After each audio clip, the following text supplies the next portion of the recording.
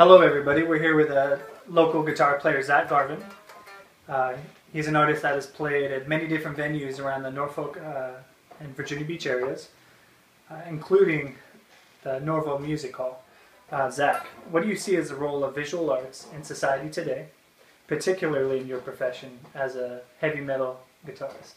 Well, I guess for heavy metal, it's really extreme, really flashy, and at some points flamboyant.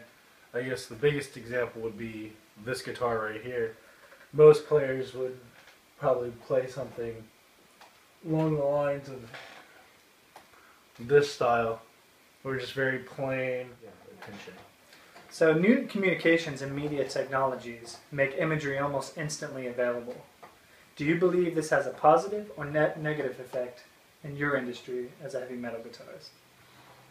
Well, I guess when it comes to imagery, definitely having the internet be able to push out ideas so you can, I guess for example, I had this one band, so this band was totally based off of imagery. We didn't release any music or had anything, we had no shows, but we garnered the attention of so many. Within a week we had over 100 people like our Facebook page just by the images that we had. We used the whole seriousness and try the scariness of the whole heavy metal, dark imagery, combined with our own little sense of humor. So, what popular images do you see frequently repeated throughout your industry? Once again, flashiness, and I guess it depends on which subgenre of heavy metal.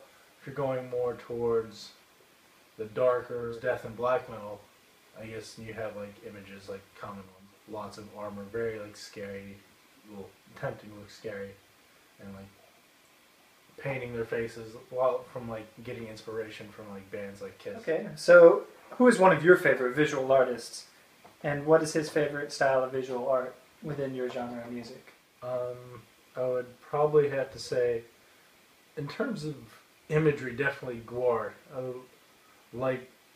Just the whole elaborate stage presence that's created just by the imagery, where they're not just guys on stage, they're monsters playing guitars and screaming into a microphone and killing off different celebrities that they have.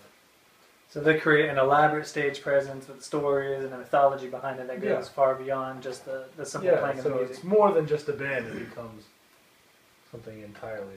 So my last question is, how has your knowledge of famous artworks influenced your creative process? And how do you channel that? I guess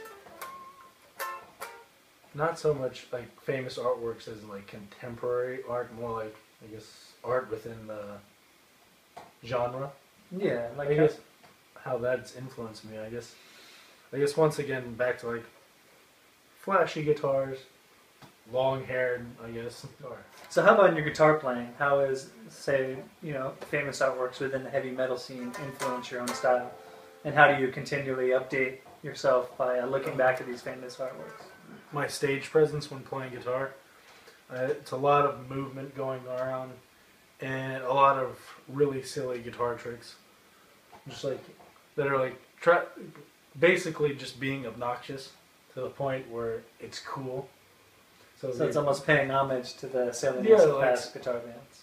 Yeah, where it's just it's kind of silly, but it's also cool at the same time. One of my favorite tricks really is to throw the guitar up in the air and hold it by the whammy bar and let the guitar scream, and hoping I don't break a string.